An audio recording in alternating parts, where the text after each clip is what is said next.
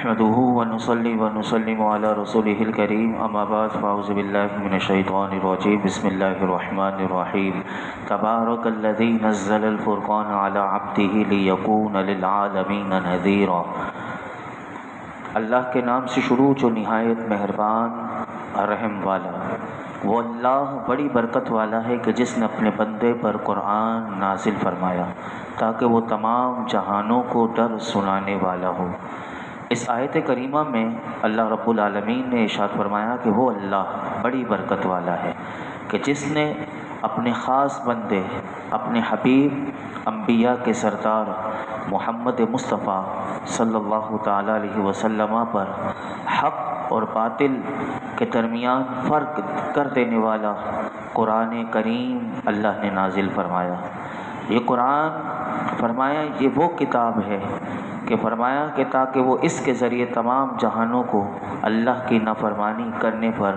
اس کے عذاب کا ڈر سنانے والے ہوں، کہ جن پر اللہ نے یہ قرآن نازل کیا تو فرمایا کہ اس قرآن کے ذریعے وہ لوگوں کو اللہ کے عذاب سے ڈرانے والے ہوں۔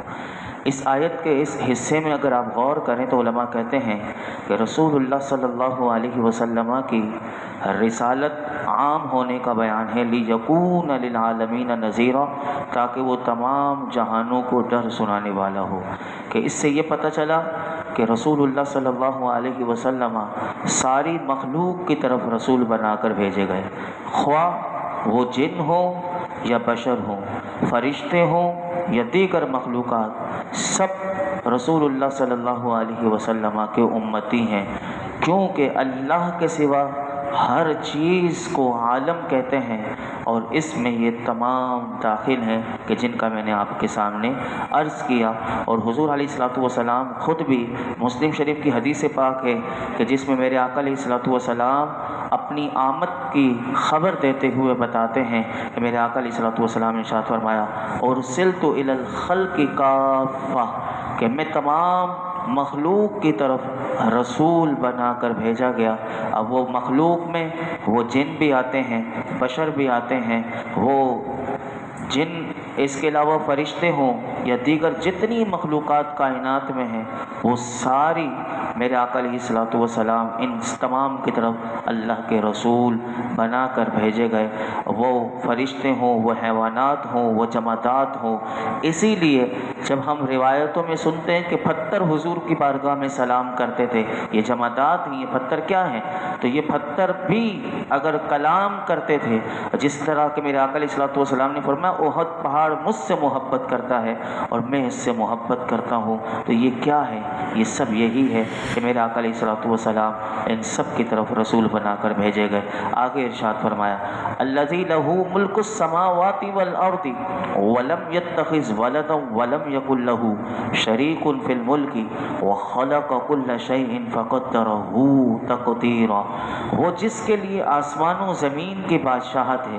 اس نے نہ اولاد اختیار فرمائی اور نہ اس کی سلطنت میں کوئی اس کا شریک ہے، اور اس نے ہر چیز کو پیدا فرمایا پھر اسے ٹھیک اندازے پر رکھا۔ یہاں پر اللہ رب العالمین کی 5 صفات اس آیت میں بیان ہوئی۔ نمبر 1 فرمایا کہ زمین و آسمان کی بادشاہت خالصتاً اللہ رب العالمین کے لیے۔ نمبر 2 کہ اللہ نے اولاد اختیار نہ فرمائی، اور اس میں یہودیوں کا بھی رد کر دیا، عیسائیوں کا بھی رد کر دیا، کہ جس طرح عیسائی وہ حضرت عیسیٰ علیہ الصلوۃ والسلام کو اللہ کا بیٹا بناتے ہیں، اللہ نے پہلے بتا دیا کہ ولم یتخذ ولدا، اس نے کوئی اولاد اختیار نہ فرمائی۔ اور عزیر علیہ الصلوۃ والسلام کے لیے یہودی کہتے ہیں یہ اللہ کے بیٹے، ان کا بھی اللہ نے رد کر دیا اور بتا دیا کہ اس کے لیے کوئی اولاد نہیں۔ تیسرا وصف اپنا بتایا کہ اللہ رب العالمین کی سلطنت میں کوئی اس کا شریک نہیں۔ یہاں سے بت پرستوں کا رد کیا، پہلے عیسائیوں اور یہودیوں کا رد کیا، اور اس کے اگلے جملے میں ولم یکن لہ شریک فی الملک، کہ بت پرست کیا کہتے ہیں کہ وہ اللہ کا شریک ٹھہراتے ہیں، تو ان کا بھی رد کر دیا۔ اور چوتھی چیز اللہ نے فرمائی وَخَلَقَ كُلَّ شَيْءٍ، کہ ہر چیز کو صرف اللہ نے پیدا فرمایا، کوئی پیدا کرنے والا نہیں، ہر چیز کو پیدا کرنے والا اللہ۔ اور 5ویں بات جو 5ویں صفت بیان کی کہ فَقَدَّرَهُ تَقْدِيرًا، کہ اس نے جو چیز بنائی ہر چیز جیسے بننی چاہیے تھی، جیسی ہونی چاہیے تھی، ہر چیز کو اس کے حال کے مطابق ٹھیک اندازے پر رکھا ہے۔ اور کیا خوبصورت میرے رب نے جو چیز بنائی ہے کائنات کی، جو چیز پر آپ تجربہ کر لیں، آپ تحقیق کر لیں، آپ کہیں گے اور اس وقت کہ فتبارک اللہ احسن الخالقین، کہ میرے رب کا نام ہی بڑی برکت والا ہے کہ اس نے جو چیز بنائی کیا ہی خوب بنایا۔ تو یہاں سے اللہ تعالیٰ نے یہ فرمایا، آگے سنیے، وَاتَّخَذُوا مِن دُونِهِ آلِهَةً لَا يَخْلُقُونَ شَيْئًا وَهُمْ يُخْلَقُونَ وَلَا يَمْلِكُونَ لِأَنفُسِهِمْ ضَرًّا وَلَا نَفْعًا وَلَا يَمْلِكُونَ مَوْتًا وَلَا حَيَاةً وَلَا نُشُورًا۔ اور لوگوں نے اس کے سوا بہت سے معبود بنا لیے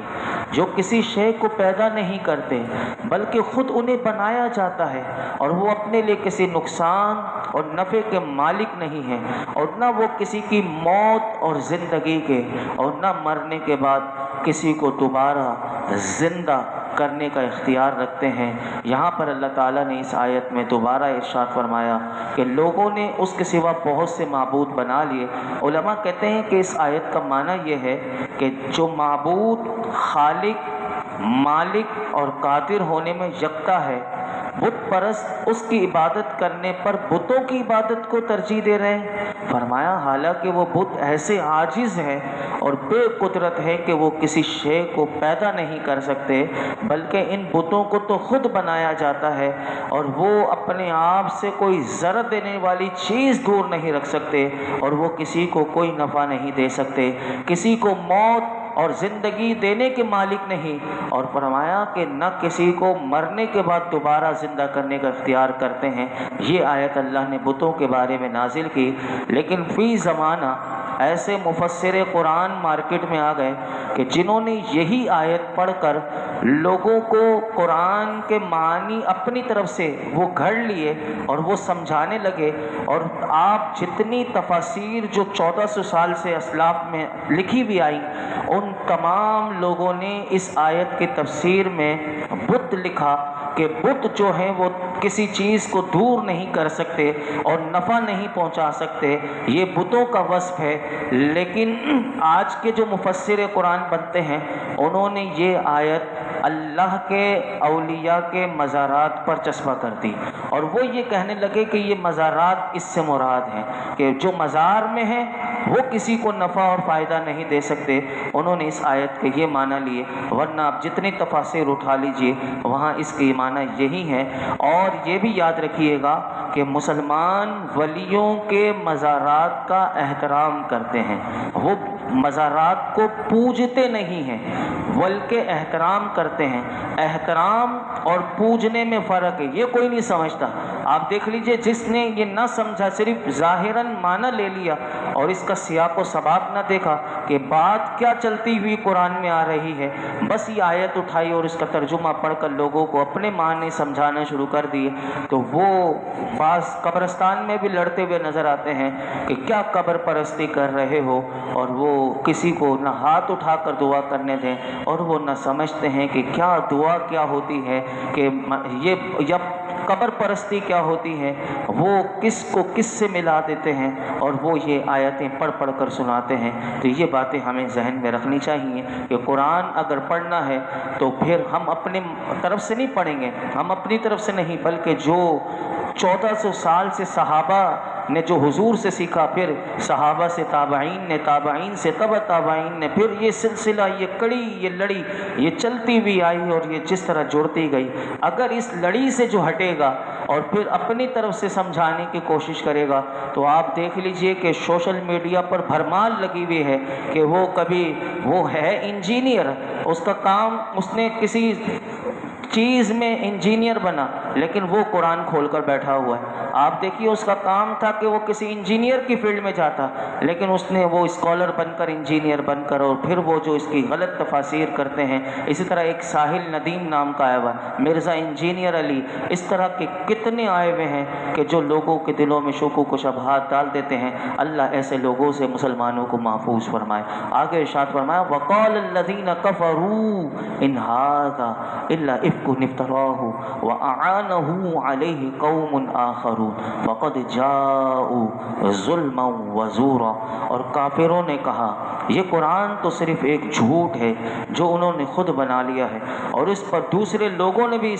ان کی مدد کی ہے، تو بے شک وہ کافر ظلم اور جھوٹ پر آ گئے ہیں. یہاں سے اللہ رب العالمین نے اب یہ سورہ فرقان کی 34 نمبر آیت میں کہ نبی کریم اور قرآن مجید پر کافروں نے جو اعتراضات کیے تھے ان اعتراضات کو ذکر کیا اور اس کا جواب اللہ نے خود ہی دیا. اس آیت کا خلاصہ یہ ہے کہ کافروں میں نضر بن حارث یہ بہت بڑا کافر تھا اور اس کے ساتھیوں نے یہ کہا کہ قرآن کریم کے بارے میں اس نے سب سے پہلے یہ کہا کہ یہ قرآن تو صرف ایک جھوٹ ہے، نعوذ باللہ معاذ اللہ. وہ کہنے لگا کہ قرآن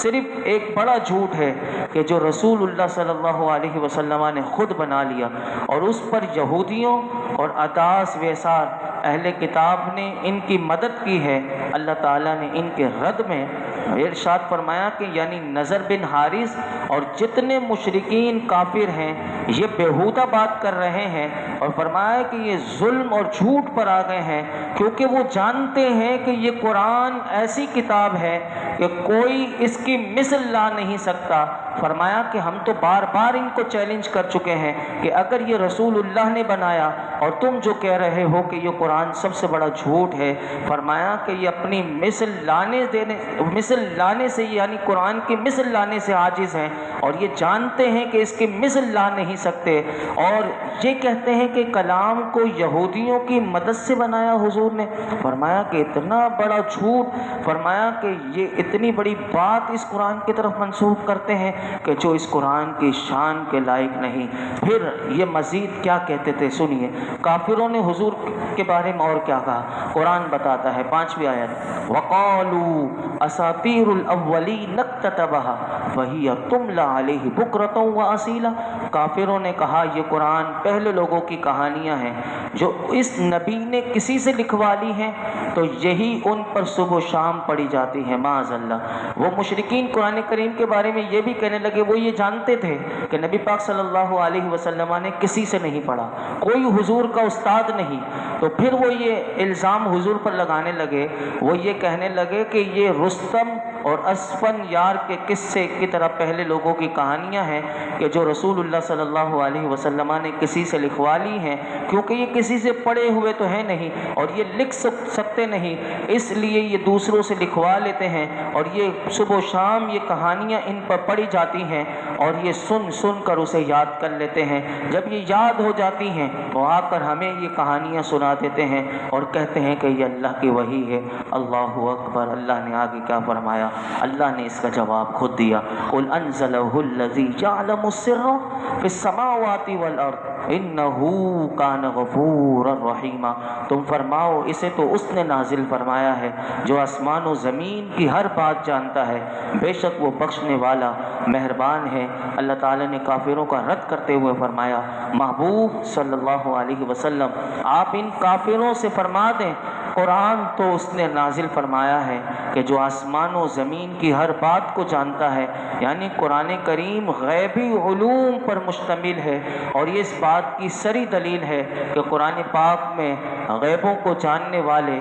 رب کی طرف سے یہ قرآن ہے. اور فرمایا ہے کافروں تم نے قرآن مجید کے بارے میں جو بات کہی اس کی وجہ سے تو تم اللہ کے عذاب کے مستحق ہو گئے اور اللہ تمہیں عذاب دینے پر کامل قدرت رکھتا ہے لیکن وہ بڑا مہربان ہے. وہ تم پر مہربانی کرتے ہوئے فوری عذاب تم پر نازل نہیں کر رہا بلکہ تمہیں مہلت دے رہا ہے کہ تم نے جو بات میرے محبوب کے بارے میں قرآن کے بارے میں کہی ہے تمہیں مہلت دی ہے کہ تاکہ تم اپنی اس کہی ہوئی بات سے رجوع کر لو اور اللہ کی بارگاہ میں توبہ کر لو. اگر تم نے ایسا کر لیا، توبہ کر لی اور تم ایمان لے کر آ گئے تو فرمایا تم اس رب کو بڑا بخشنے والا مہربان پاؤ گے. اللہ رب العالمین ہم سب کو قرآن حکیم کا فیضان عطا فرمائے. ابھی مزید انہوں نے کیا کیا اعتراضات کیے کل ہم سماعت کریں گے. اللہ رب العالمین قرآن کا نور عطا فرمائے اور غلط عقائد اور نظریات سے اللہ مرتے دم تک ہماری نسلوں کی حفاظت فرمائے.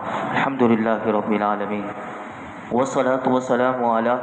سید الانبیاء والمرسلین وعلی آلہ وصحبہ اجمعین۔ یا اللہ پاک جو کچھ قرآن پاک میں سے ہم نے سنایا اس میں کوئی غلطی کوتاہی ہو معاف فرما، اپنی بارگاہ میں قبول فرما، قرآن حکیم کا فیضان عطا فرما یا رب العالمین، یا ارحم الراحمین۔ نماز عشاء ادا کرنا اپنی بارگاہ میں قبول فرما، ہمیں نمازوں میں خشوع خضوع عطا کر دے، سجدوں کی لذتیں عطا کر دے، ایمان کامل عطا کر دے، کثرت سے قرآن پاک کی تلاوت کرنا ہمیں نصیب فرما دے ہمارے لیے یا اللہ۔ مولا کریم ہمیں اپنی رضا کی دولت عطا کر دے، ہر برائی ہر گناہ سے بچنا ہمارے لیے آسان کر دے، قرآن حکیم سمجھنا سمجھانا ہمارے لیے آسان کر دے، اس کا نور عطا کر دے ہمیں۔ مولا کریم ہمارے گھروں کو جنتی گھرانہ بنا دے، ہمارے سب گھر والوں میں سے جو بے نمازی ہو انہیں نمازی بنا دے۔ مولا کریم ہمارے گھروں میں قرآن پاک کی تلاوت کی ہم سب کو، ہمارے گھر والوں کو بھی توفیق عطا کر دے، قرآن سمجھنا ہمارے گھر والوں کے لیے بھی آسان کر دے، انہیں بھی قرآن سے محبت دے دے، ہمیں بھی قرآن سے سچی الفت و محبت دے دے۔ اسی محبت میں، اس کے پڑھنے سمجھانے میں مولا کریم سمجھتے سمجھاتے پڑھتے پڑھاتے ہم دنیا سے رخصت ہوں، اور آخری وقت بھی ہماری زبانوں پر قرآن و کلمہ ہو، اور قبر میں بھی ہمیں قرآن کا ساتھ نصیب ہو، کل محشر کے میدان میں بھی اس کا نور ہمیں نصیب ہو۔ آج تک جتنی دعائیں کی ہیں آئندہ کریں گے سب دعاؤں کو قبول فرما۔ وصلی اللہ تعالی علی خیر خلق محمد وعلی آلہ وصحبہ اجمعین۔